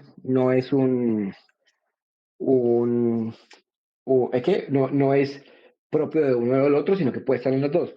Pero la presencia de cristales en en el, en el parcial de orina, ese me puede orientar más a que el paciente tenga cálculos, a que no tenga apendicitis. Pero ya vamos a hablar un poquito de eso, poquito más. Esta imágenes ahorita la vamos a dejar. Pasemos para el diagnóstico que yo acá tengo. A ver. Ay. ¿Cómo hacemos el diagnóstico? ¿O qué es lo que dicen las guías? ¿Cierto? Las guías hablan que nosotros tenemos que hacer algo que se llama escalas de riesgo. ¿Cómo así escalas de riesgo?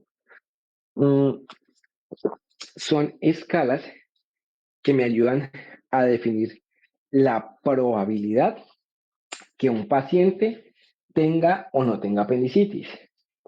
Entonces, si un paciente, yo le aplico una escala, ¿cierto?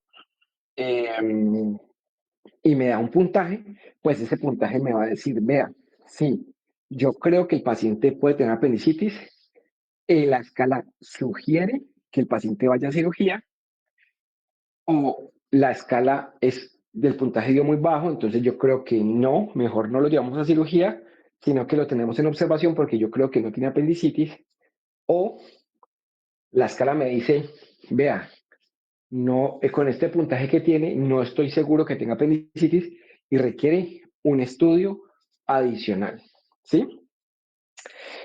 Esas escalas de riesgo hay muchas, muchísimas, hay como 20 escalas. Las guías Jerusalén no se casan con una específicamente, bueno, realmente sí, pero dice que no tiene que ser específicamente una. O sea, usted puede utilizar la escala que quiera, la que quiera. Yo aquí les voy a mostrar dos escalas. Una es porque es la que yo utilizo y la que me parece a mí mejor, y de hecho la que, pues, digamos, la que más nombra la guía Jerusalén, y la otra es la guía que más utiliza el resto del mundo, ¿cierto? Que son la escala de Alvarado y la otra es un air score, así se llama. Vamos a verla una por una y colocamos un ejemplo. Entonces, coloquemos este ejemplo. Tenemos a Matilde, mujer de 25 años. Matilde viene por un dolor abdominal tipo cólico. Ese dolor tiene 12 horas de evolución en el epigastrio, migra a la fosa ilíaca derecha y se irradia hacia la pierna derecha. Es 10 de 10. No tiene fiebre, no tiene escalofríos, tiene una frecuencia cardíaca de 98, una frecuencia respiratoria de 18, no tiene apetito y ustedes le realizan un Blomberg y sí tiene Blomberg. Ahorita les explico lo de eso leve. Eso es por la otra escala, pero no se fijen en eso. El Blomberg es positivo, ¿cierto? Entonces, ¿qué puede tener diagnósticos diferenciales de que tenga Matilde? Yo les digo el primero, apendicitis aguda. ¿Qué más puede tener? 25 años.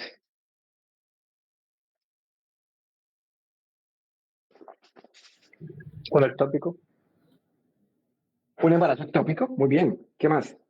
Torsión de ovario. Algunos ovarios. Torsión de los ovarios, muy bien. ¿Qué más? Litiasis. urinaria. Urolitiasis, muy bien. Infección urinaria, muy bien. ¿Qué más? Epi. Una EPI, muy bien. Entonces, miren que aquí nomás salieron como 7. ¿Sí o qué? Yo les digo que puede tener una ileitis. Les digo, bueno, no sé, no me ocurre nada más. Pero mira, aquí salieron como 7 u 8 patologías. Y tienen el mismo Alicia. Entonces, es por eso que las escalas de riesgo son las que nos ayudan a definir qué necesita el paciente. Ah, otro examen que no les he dicho, que hay que tomar. Ya les dije, hemograma, prueba de embarazo si es mujer en edad fértil, parcial de orina y PCR. Pues dependiendo de la escala que utilicen, pero PCR.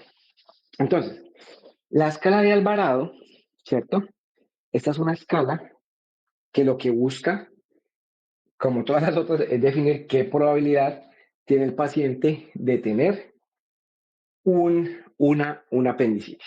Entonces vamos a ver, vamos a aplicarla y tomamos la decisión entre todos qué hacemos.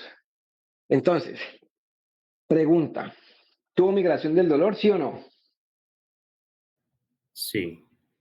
Listo, entonces ahí Sí. un punto. ¿Tiene anorexia? Sí. Otro punto. Ahí vayan anotando, van 2. Náuseas o vómito. No, Creo que no dice. Digamos que no porque no dice. Listo. Dolor en el cuadrante inferior derecho. Ojo, ese no es el signo de irritación peritoneal. Sí tiene dolor ahí. Sí. Sí, otro punto. ¿Ustedes van cuántos? 3. 3, listo. Dolor al rebote, o sea, lumbar, ¿positivo? Sí. ¿Cuántos van ahí? Ojo porque hay dos ítems que valen 2, ¿no? Va 1, 2, 4, van 5 puntos. Van 5 puntos porque el dolor en el cuadrante inferior derecho da 2 puntos. Entonces van 5 puntos. ¿Tiene fiebre? No dice. No fiebre, No. dice ahí. Listo, entonces siguen 5. Y fíjense que les piden leucocitos y ¿qué significa desviación a la izquierda? Neutrofilia. Neutrofilia.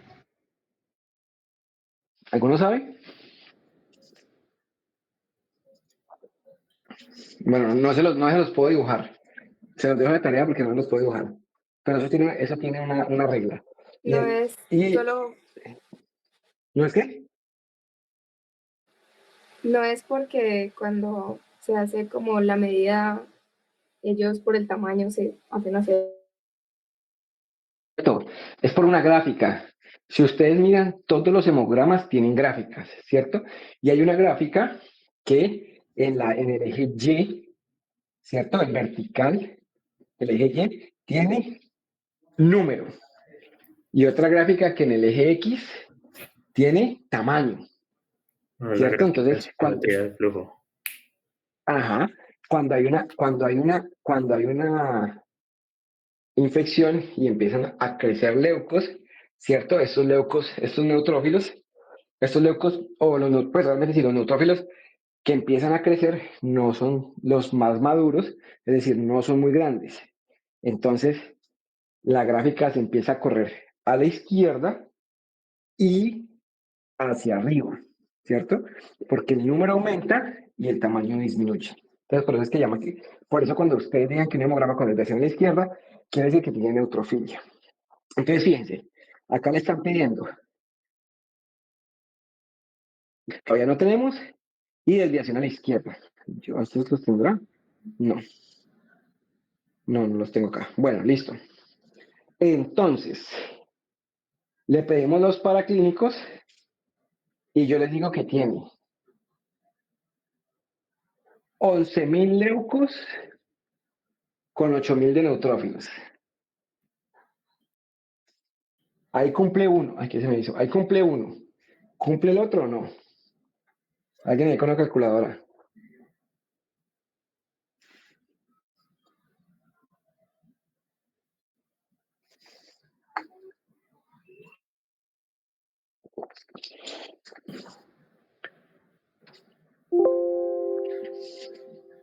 ¿Cuánto está, profe? ¿8.011? Sí. 8.000 y 11, sí. 11.000 leucos, 8.000. No, ¿Cuánto le da? porque es 73%. Ciento. Entonces, queda con 6 puntos. ¿La operamos? ¿Sí o no? Sí. Según la escala, no. Bueno, no había dicho los valores, perdón. Entre una y la parte de salida. Ojo, no. Es observar a la paciente. ¿Cómo evoluciona ese dolor? Eh, entre 5 y 6, estudios complementarios y mayor a 7, alta probabilidad de cirugía. ¿Listo? Entonces, según esto, tenemos que hacer una imagen. Listo. Entonces lo voy a cambiar. Tiene 18.000 leucos y 16% y 16.000 de leucos, de neutros. ¿Cuántos puntajes le dan?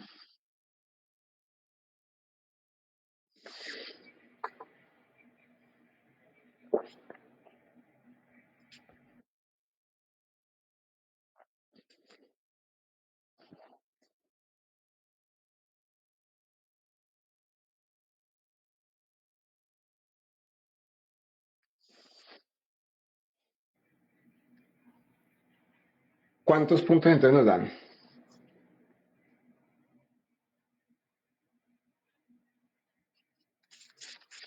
8. 8. ¿La llevo a cirugía?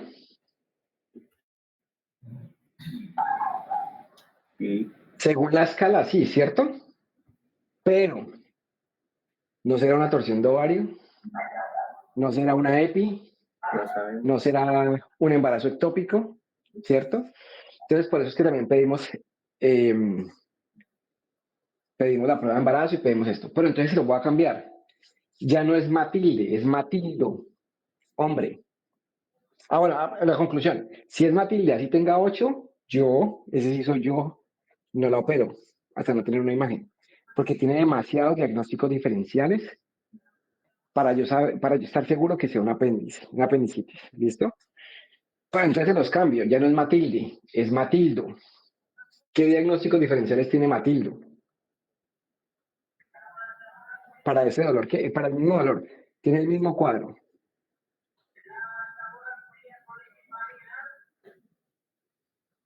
La litiasis renal. Urolitiasis, muy bien. Ya no se nos ocurren tantos, ¿cierto? Mm, Entonces, si yo tengo a Matildo, hombre, con 18.000 leucos, 16.000 de blancos, pues a este sí lo llevo a cirugía de una, porque no tiene tantos diagnósticos diferenciales. Yo sé que suena enredado, pero lo que yo quiero decirles es que esa decisión la tomo yo, como cirujano. Ustedes deben alertarme a mí. Si les dio para tomar una imagen, pues tomen la imagen, no tiene nada malo que tomen la imagen, pero me alertan a mí, ¿sí? Porque no hay un número mágico. Así aquí está escrito este número, no hay un número mágico. Utilicemos la otra escala. La escala, la ER-Score, ¿cierto? Entonces, este ER-Score dice, para una paciente, Matilde, mujer, ¿Matilde tiene dolor en la fosa ilíaca derecha?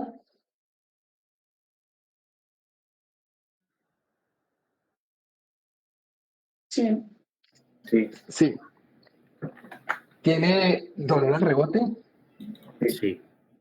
Sí. Y fíjense que aquí hay un problema, y es que dicen, dolor al rebote, ¿qué? Leve, moderado o grave. Entonces ustedes me pueden decir, ¿qué significa leve, moderado o grave? Queda a interpretación de la persona que lo hace. Pero si ustedes vieron, yo les escribí allá arriba leve. Entonces digamos que es leve. Entonces, un punto. Vómito, dijimos que no. Entonces, dolor en la fosila casi, vómito no. Y el rebote leve. O sea, me da 2 puntos. ¿Tiene fiebre? No. no, Leucocitos mayores vamos a hacerlo con 16.000. Mayores a 15.000, sí, 2 puntos. 4 puntos. Tiene neutrófilos mayores al 85%, digamos que sí. Van 6 puntos, ¿cierto? Y una PCR que digamos que está en 15. O sea, 7 puntos. Entonces vamos a ver la interpretación. Ay, perdón. La interpretación dice, la interpretación dice, de 1 a 4 baja probabilidad, de 5 a 8 intermedio tomar imagen y de 7 a 10 cirugía. ¿Y cuánto fue que sacó? 8. 8. Entonces, ¿dónde la dejo? ¿En intermedio o en alta? No, en alta. Si es mujer, yo le tomaría la imagen, ¿cierto? Pero su interpretación no está mal. Usted dice alta, bueno, listo. Y si usted fuera cirujano, la opera. Si la cirugía le sale en blanco, no pasa nada, la paciente está viva. Pero si la amarra y la manda para la casa, ahí sí es donde estaría el problema. Yo le tomo la imagen, usted la opera. Perfecto, no hay ningún problema con tomar ninguna decisión. Pero usted alerta al cirujano.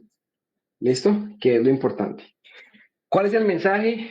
Bueno, aquí hay otros que esto se llama Aguda Appendices Score. Yo no lo autorizo, no lo vamos a hacer. ¿Cuál es el mensaje? Que no hay una conducta fácil en el momento de tomar apendicitis, ¿cierto? Y ustedes van a ver que si son las 12 de la noche o la 1 de la mañana, el cirujano le va a tomar imagen. Así sea obvio para ustedes que tenga apendicitis, porque es que hay que dormir. ¿cierto? Pues si me están grabando, entonces no lo hago yo. Pero lo que le digo es que influye mucho si son las 7 de la mañana a las 12 de la noche, ¿cierto? Si son las 7 de la mañana y yo acabo de llegar, pues lo meto a cirugía, pero si es la 1 de la mañana, pues a lo mejor, si el cirujano quiere dormir, pues mejor se la toma una imagen y que resuelva el cirujano de la mañana que está más fresquito, ¿cierto? O sea, hay muchas variables que juegan acá. Si es mujer, cambia porque tiene más diagnósticos diferenciales. Si es adulto, también puede que, o sea, digamos adulto mayor, también cambia porque pueden haber otras patologías que estén, ¿cierto? No es lo mismo que yo tenga un cuadro de apendicitis a los 25 años que lo tenga a los 70, porque puedo pensar en algún tipo de masa. Entonces, lo importante es alertarse y estar seguro que por lo menos es una probabilidad intermedia, ¿cierto? Ahora, digamos que tiene una probabilidad intermedia. Entonces, ¿cómo estoy seguro yo que tiene o no? Ah, bueno, no, antes de la probabilidad intermedia. ¿Cómo vamos a hacer las órdenes médicas de este paciente? Entonces, las órdenes médicas del paciente siempre lo mismo que hicimos con la colecistitis.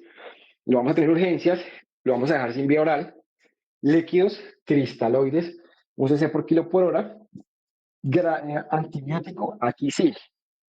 Miren que eso es diferente a la colecistitis.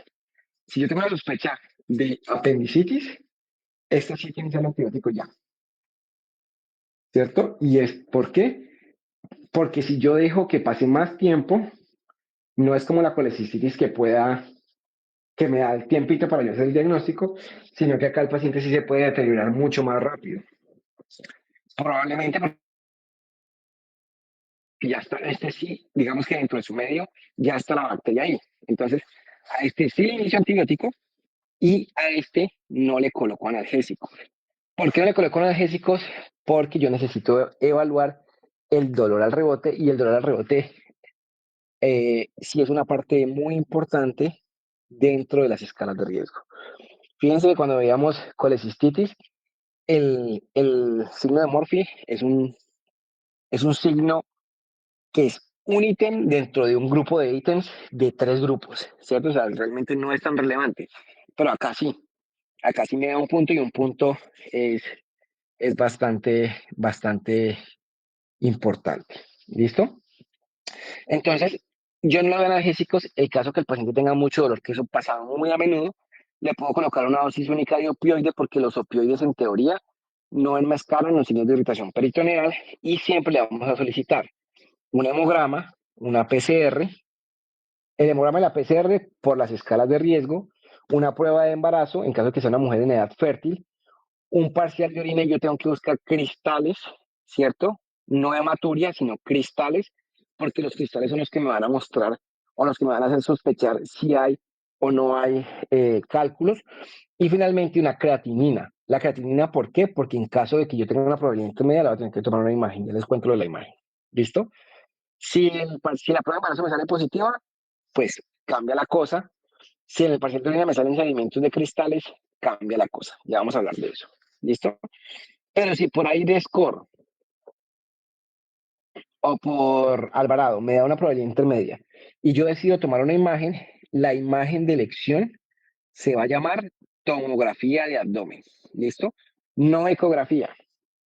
Ustedes van a ver que en el San Juan de Dios les piden ecografía. La razón de pedir la ecografía a los pacientes es porque no está, no, en el San Juan no hay tomógrafo. O antes había, pero creo que se dañó. No sé si en ese no sé si hoy, pues hoy puede que haya, pero generalmente el tomógrafo no sirve y no hay un radiólogo que esté todo el tiempo para leer esa tomografía. Entonces, esa es la razón por qué la ecografía se toma en el San Juan. Pero en el resto del mundo, la indicación es tomografía de abdomen, excepto 2 poblaciones. Población pediátrica, ¿cierto? Y pediátrica hablamos de niños, porque ya por encima de los 12 años, tomografía. Y pacientes embarazadas.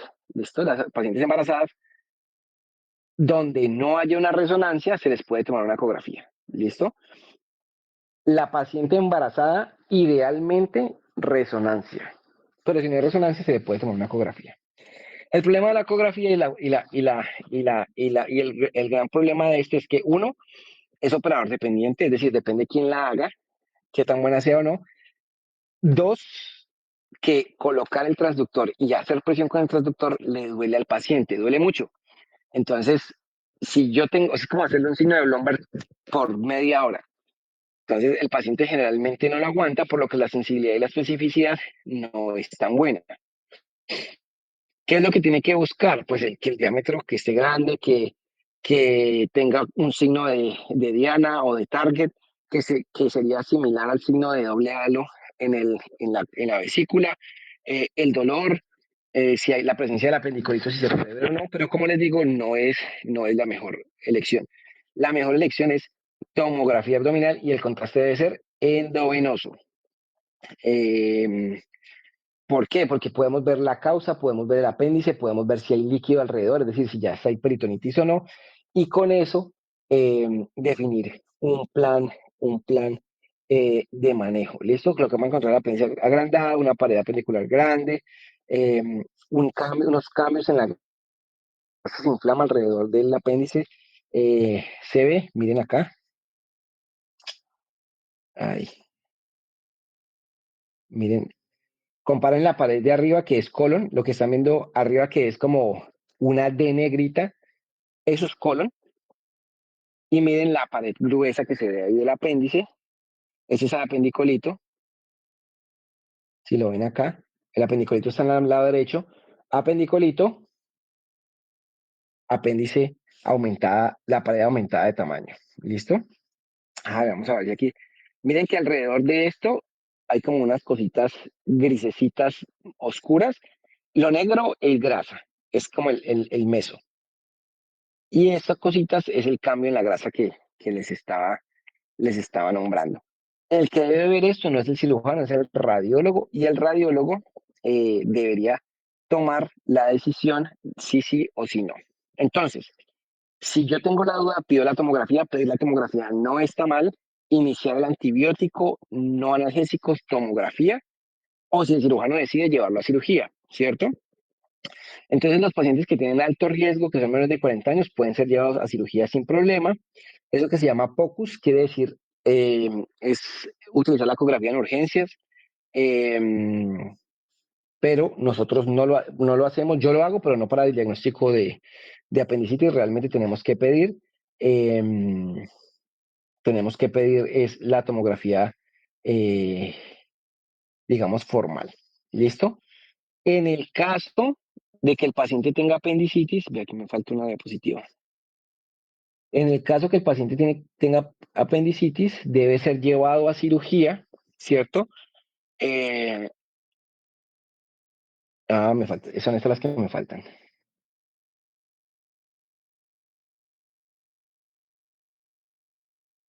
Listo, no, esto es 2018, esto es 20.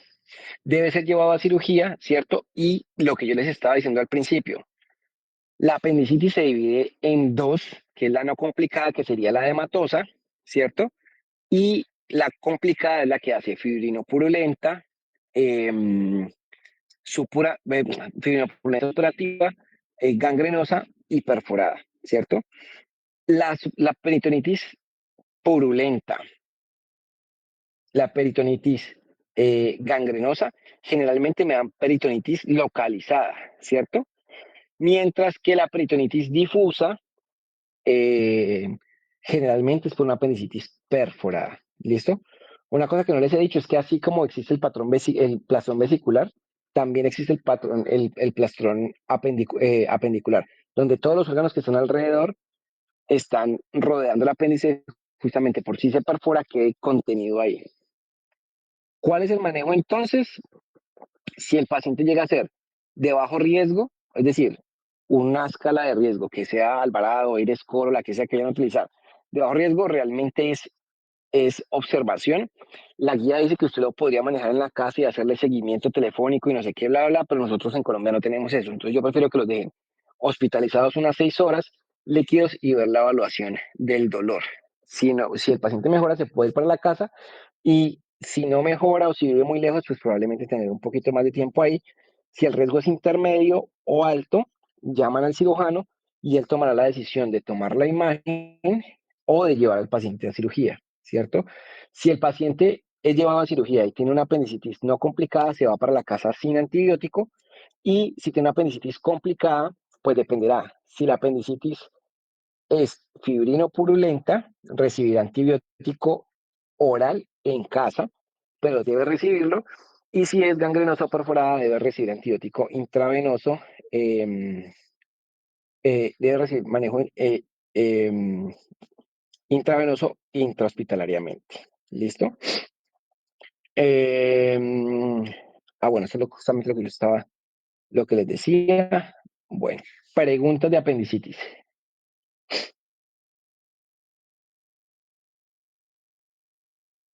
Profe, Sí. en la tomografía, usted decía que no se puede tomar en niños. En un rango de edad. No, sí se puede tomar, sí se puede tomar. Lo que pasa es que los niños son más chiquitos, menos gordos, entonces se prefiere la ecografía, pero se puede tomar. Y bueno, otra cosa es que la idea es no irradiarlos, ¿no? Porque la irradiación afecta las placas de crecimiento de los huesos. Pero sí se puede tomar. No es la primera opción, pero sí se puede tomar. Vale. ¿Alguna otra pregunta que tengan? La no complicada se manda para la casa sin antibióticos, ¿verdad? Sí, sí, claro, o sea, se opera y se manda para la casa sin antibiótico. ¿Puede repetir las últimas 2 líneas de manejo, profe, por favor? La de la apendicitis complicada y la otra. La apendicitis complicada es si el paciente tiene fibrinopurulenta o gangrenosa con peritonitis local. Perdón, si tiene fibrinopurulenta, se va para la casa con antibiótico oral. Fibrinopurulenta, casa por antibiótico oral, 3 días, 5 días, antibiótico oral que cura gram negativos en anaerobios. Si tiene gangrenosa o perforada, debe quedarse hospitalizado para recibir 3 a 5 días manejo antibiótico por la vena. Hospitalizado.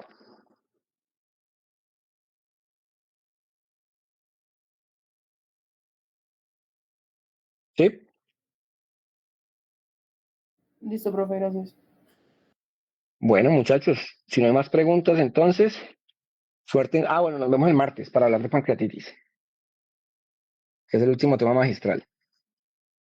Listo, profe. Que estén bien. Gracias, profe. Gracias, profe. Gracias, profe. Gracias, profe. Gracias, profe.